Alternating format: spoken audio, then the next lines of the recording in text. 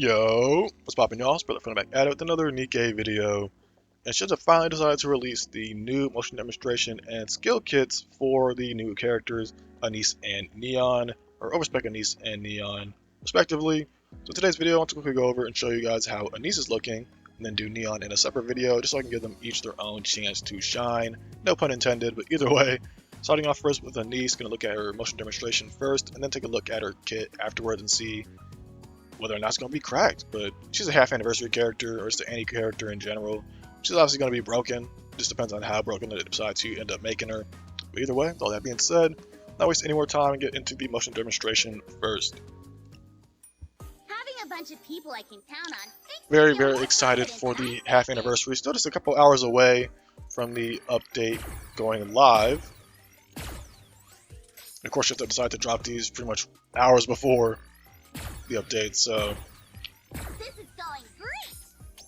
I mean, I'm telling y'all, Anise looking way too good. Again, in my opinion, looking way better in her default right here than in either of her premium skins, which is pretty funny to me.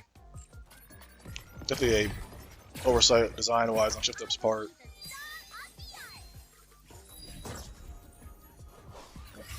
I want to say the burst animation is also pretty nice as well for Anise and Neon. Both some pretty flashy designs. Okay, let's go ahead and take a look at her kit now.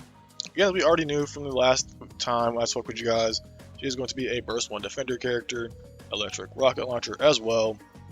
Max ammo capacity at base is 6. Reload time is 2 seconds. Charge time 1 second. Alright, looking at her skill 1, Starfall. Activates at the start of battle only if self is alive. Affects all allies. Burst gauge feeling speed up 6% continuously. Alright, pretty solid. Activates at the start of the battle when full burst ends. Effect differs according to the squad formation. Only the corresponding effect is applied. If there are no other burst 1 allies, for the first effect, affects self, cancels everyone's star, which I imagine is another passive in a different part of the skills.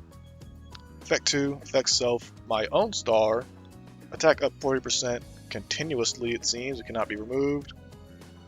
Effect 3, affects all allies, cooldown of burst skill down by 7.48 seconds. So essentially, if there's no other burst ones, she gets herself an attack boost, which isn't the greatest because she is a defender, but will still be something.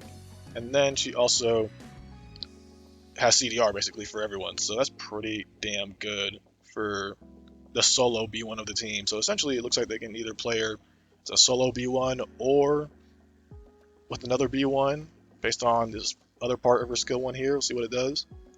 If there are any other B1 allies, effect self cancels my own star, so which was that attack percent increase, and then effect 2 affects self, everyone's star, re-enters burst and changes to stage 1. Effect is continuous, it cannot be removed. Okay, so essentially my own star is an attack buff of 40%, but everyone's star is just the ability to re-enter the burst 1 stage, essentially. So just keep that in mind. Activates when hitting a target with full charge, affects the target, deals 120% of final attack as additional damage. Alright, so for skill 1, again looking like already a pretty versatile character. The fact that she can either be the solo burst 1 of the team or be played with another burst 1 and have differing effects based on that. Again, based on how it looks right here, if she's the only burst 1, she's basically just increasing her damage, her own personal damage, and giving CDR to the entire team. So outside of that CDR, it's not going to be too impactful, I feel like, depending on the rest of her scaling when it comes to her skills. Because again, as a defender, the attack increase isn't going to be the greatest.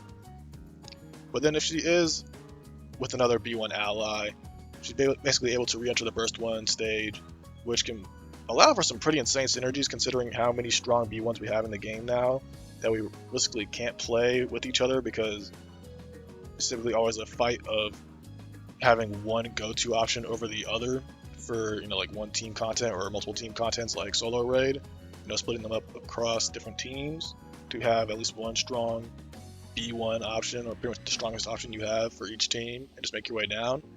But now we can have Anise on the team and have 2 burst 1s.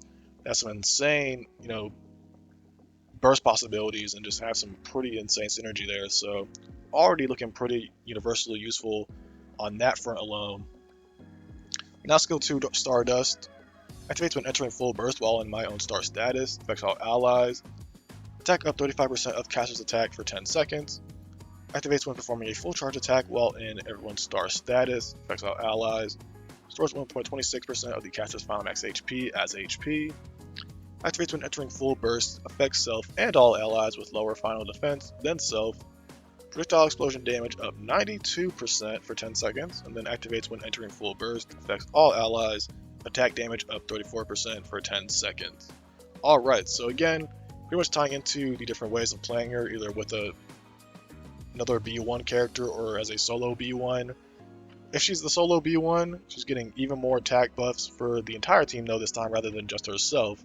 So, and it is a caster's attack, which, again, as a defender, not going to be the greatest for her. You definitely want to get dupes into her at some point over time, whether you want to go for MLB when her banner releases or just over a period of time when she's available in the standard banner. But definitely, obviously, dupes will play a lot with this character, having caster scaling compared to if it was just, flat buffing scaling.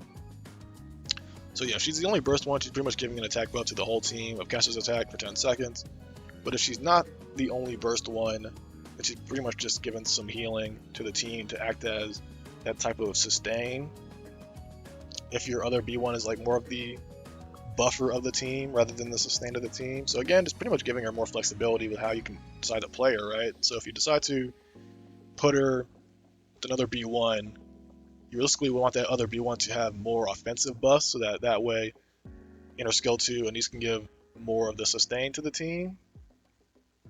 Otherwise, if you do have her as the solo B1, then you're just getting flat out more damage. And then on top of that, you're getting the projectile explosion damage increase and the attack damage increase as well, just for entering full burst, which doesn't seem to be tied to either of the statuses, whether it's everyone's star or my own star. So having pretty much these two every time when you're entering full burst and then tackled on with either one of these two options based on the status is pretty nice there.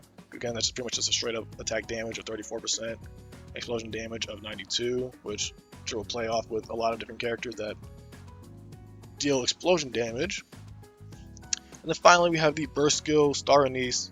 Is a 20-second cooldown to affect self shooting stars. Its function generates stars around Anise that attack random targets automatically. We saw that during the motion demonstration. Damage is 40% of final attack. The attack interval is 0.25 seconds. Duration is for 10 seconds. Additional effects. Charge time is fixed at 0.7 seconds for 10 seconds. Explosion radius of 100% for 10 seconds. Defense up 55% for 10 seconds. And again, those are all self buffs. Activates while in my own star status. Again, affects self. Attack damage up 35.2% for 10 seconds. And then affects what everyone's in, or activates while in everyone's star status. Affects all allies. So this time is the only time in her burst will affect all the allies, which is a max HP increase of 15% of the caster's max HP for 10 seconds. Alright, so overall, when it comes to Anise, right, it seems like she can be a pretty insanely flexible unit. Either someone that can do what seems to be a decent amount of damage. I couldn't imagine they don't let Anise do a crazy amount of damage, even though she's a defender, considering how many characters they've made that are not attackers do insane damage. So I imagine she can do insane damage in some form or fashion. I imagine if you make her like the only burst one, that's probably how she'll do more or like the most damage possible.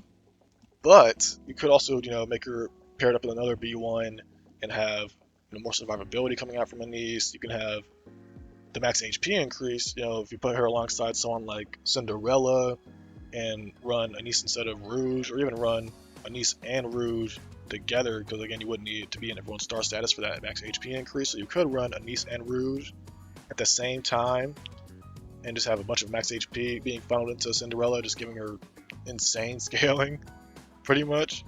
And as well as just, the other thing that she provides, like attack damage to the team, explosion damage to the team, and just all these other buffs that she gives primarily herself. It seems like she wants to be able to pretty much do everything at once, be a jack of all trades, master of none. So we'll be curious to see when she's actually in game, we can test her out, how she'll be able to perform on all those different fronts, be it her own personal damage and just her team synergies, what she can provide to the team in terms of buffs, sustain, all that good stuff. But yeah, overall, definitely looking like a pretty solid unit. Again, she's an anniversary unit, so I definitely expect her to be at the very least broken realistically, because otherwise it wouldn't make any sense considering how much of a fan favorite character Anissa is. It would just cause a lot of drama if she was anything less than extraordinary. But yeah, that's pretty much gonna do it for this one.